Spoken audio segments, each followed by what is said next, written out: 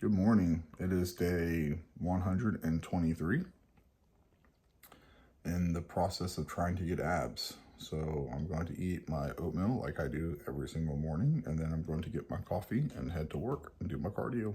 So my weight this morning was the exact same as my weight last Thursday. So it stalled and it matched last week, but I kind of figured there was going to be a slowdown because of I'm not doing drop sets and rest pause in the gym right now. I'm just doing straight sets.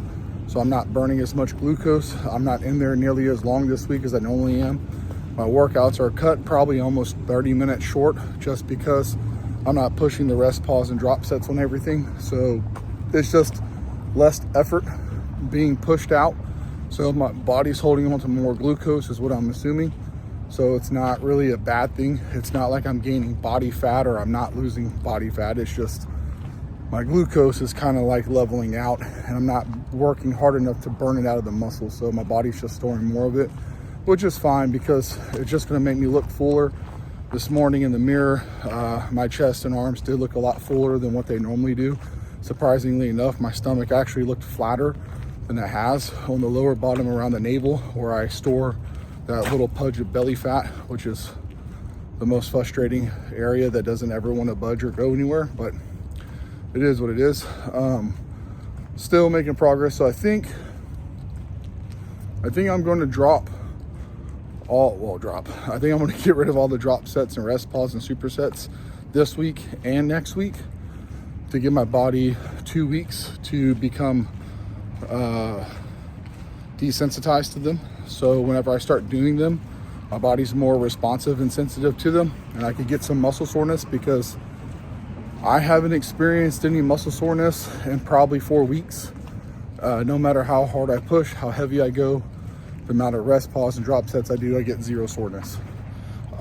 They say you don't need soreness to grow, but I feel like that's indication that I'm pushing hard.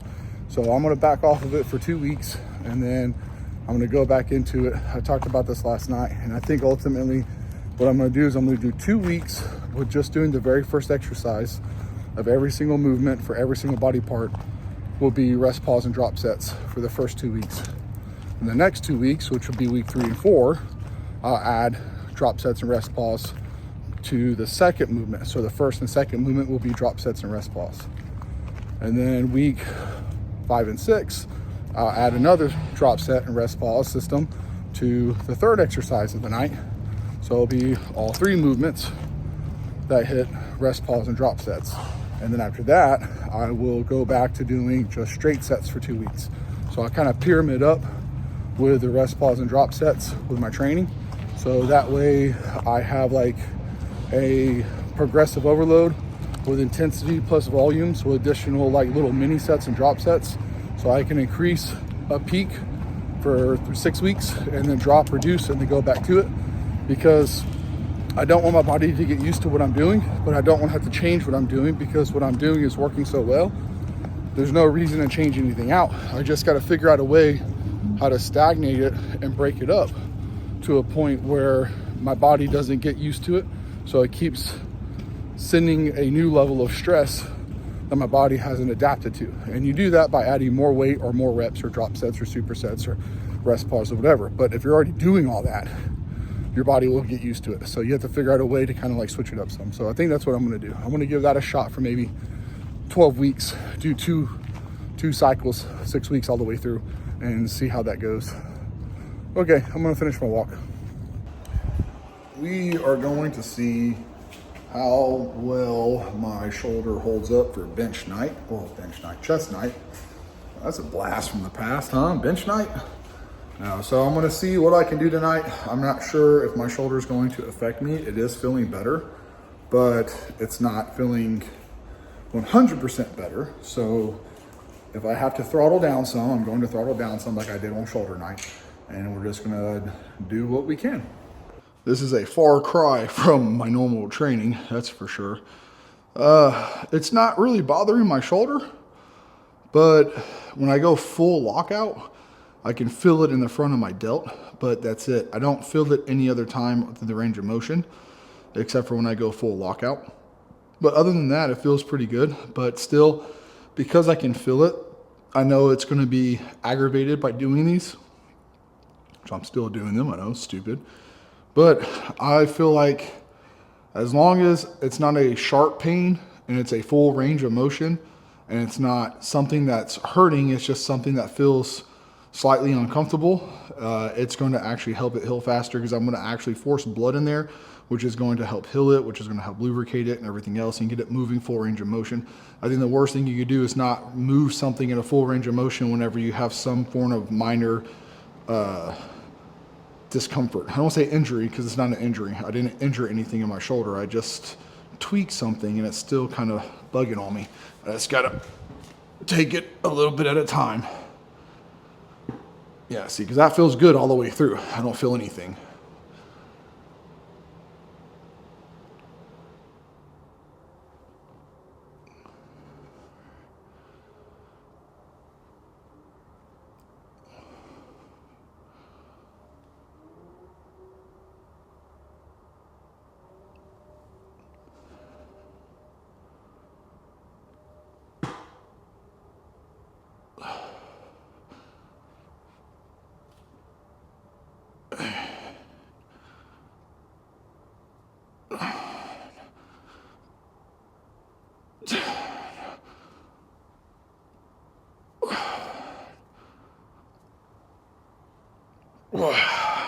Yeah, see, it felt good. Maybe 2 reps. I had a little bit of discomfort right through the dip of the shoulder, but it wasn't like painful. So I'm going to call it with that. I'm going to move to dumbbell press and see how that feels now. I'm just kind of gauging the way it is this week, I guess. I'm not sure what happened, but when I did dumbbell press, I guess I didn't hit record, or I thought I did and I slightly missed the button. But I did the 45s for 12, slow and controlled. I didn't feel any sharp pains in the shoulder. I did feel some pressure, a little bit of mild discomfort, but not like painful. So again, I'm just going to take it easy the rest of the night like I did with the first 2 things. I'm not going to push it or anything like that. Right now, I just want to get a full range of motion with a lot of blood in the area and just try to kind of help get it moving again without being under too heavy of a load, because full range of motion, pain-free full range of motion is the first thing to help heal an issue that has to do with mobility or moving with pain. And then after that, introducing load to it to build the strength back up. So since I already have strength, I don't really need to worry about the strength. What I need to do is worry about full range of motion that's pain-free to help get blood in there and break up all that knotted, gritty tissue. And hopefully I didn't tear anything, because this is the side. I didn't feel anything when it happened. I felt discomfort, and then the next maybe 2-3 hours is when the pain kind of started coming in. And I think it's just because I locked up real tight and I just got really gritty. And now I'm just dealing with the aftermath of it, because this is the side that I did tear in the powerlifting meet, and I had surgery on this. So there's a lot of knotted up tissue in here. Whenever it gets really gritty, it could affect other things in the body, especially talking about the shoulder. So I'm just going to keep working on it, doing tissue work, stretching it, moving it around until it gets back to 100%. This isn't my first rodeo with having a minor hiccup, and this is a minor hiccup. It's not going to stop me. It might slow down my progressive overload a little bit, but I will find ways to work around this. If I have to change exercise selection to keep moving forward, I absolutely will.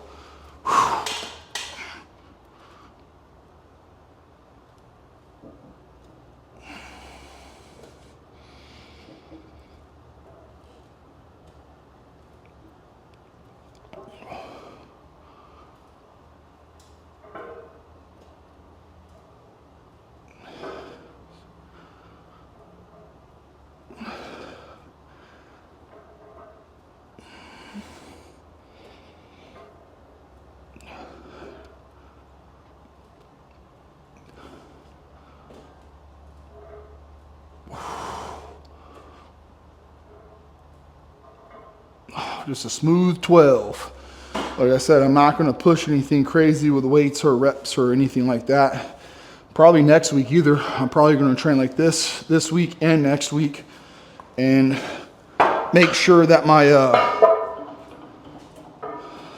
shoulder is healing up. Now, if it doesn't get any better at all by the end of next week, I'm probably gonna go to the doctor and get imaging done on it just to make sure I didn't tear any labrium or do some type of other damage to the tendons or ligaments in there, because the issue with this is, like I said, I got a huge scar where everything got pulled back together. So I just want to kind of make sure I didn't do anything to any of that. That's the beauty about not feeling like I'm trapped in any one given program. If I need to go lighter and do more volume, if I feel like I need to go heavier and do more intensity, if I feel like I need to do techniques like drop sets, rest pause, supersets, if I want to do slow negatives with a hold, with a deep stretch, and then a contraction, if I want to do that type of stuff, like I can do anything I need to do to keep me moving forward and making progress without going backwards. And if it means moving around some type of issue with my shoulder and finding ways to still work out that's causing productive results without issues until I heal up to get back to training the way I want to train, that's what I'll do, you know? It's just making accommodations. I'm not going to get caught up on what I can't do. What I'm going to do is I'm going to focus on what I can do. And I'm just going to make sure that whatever it is I'm doing, I'm putting the proper amount of effort and force into that style of training, because I don't want to not move forward with my progress. And I'm not going to let something like putting up a carport affect me because my shoulder got tweaked on it. It's just not going to be my story. It's not going to be my outcome. It's not going to be the reason why I give up and quit. It will be the reason why I find a new way around what I'm doing. Not this year, but last year, I went off-roading and we popped a tire off the bead of my 36-inch Super Swamper. So I had to change out the tire, but then we also wanted to remount and rebead. So we remounted and rebeaded my Jeep's original tire. And then what I ended up doing whenever I went to go put the tire back on the Jeep is when I picked the tire up to put it back on the hub, my left shoulder, it popped and I tore something right in the middle of the shoulder. I think it might have been labrium. I'm not sure, but it definitely hurt like hell. And then it bothered me for about 8 months, and I was limited and restricted on the type of things I could do on chest and shoulders. But I kept moving through and I kept finding ways around to train to make progress.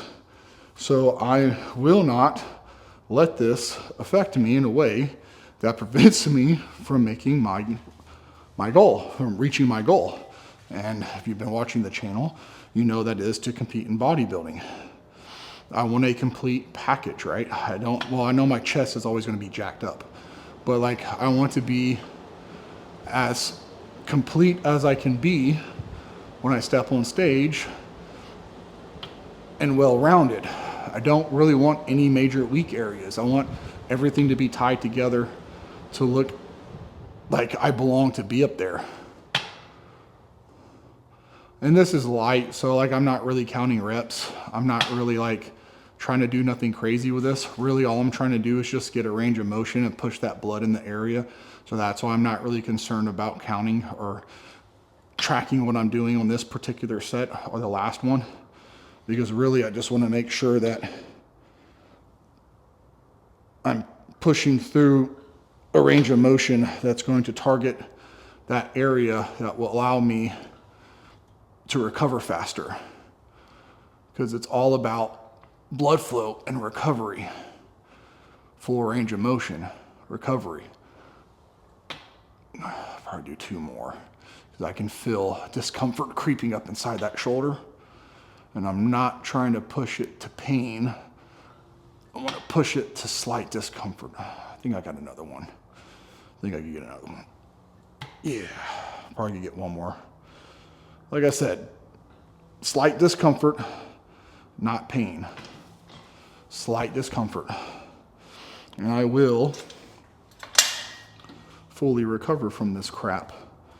It might take me 2 weeks, it might take me 2 months, but ultimately I will recover. Okay, I'm not gonna do any flexing tonight. I don't think there's any point. I didn't push hard enough to get a pump that's actually worth showing. So I'm just gonna go do my cardio.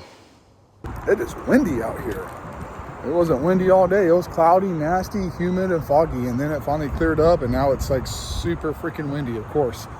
Northern wind coming through, so we have a cold front pushing. So we have a bunch of gusts right now, probably like 20 miles per hour. I hate the wind. Whatever the case is, like I said, I'm gonna find a way to work around it. I'm not gonna work through the pain, but I'm not gonna let this stop me and slow me down. I'm not gonna get discouraged or demotivated or bummed out. I'm just gonna figure out what I can do and just push on it, you know. If all I could do is side laterals and shoulder press, well, that's all I could do is side laterals and shoulder press, and I'll be the best side lateral shoulder pressing son of a gun out there with boulder shoulders.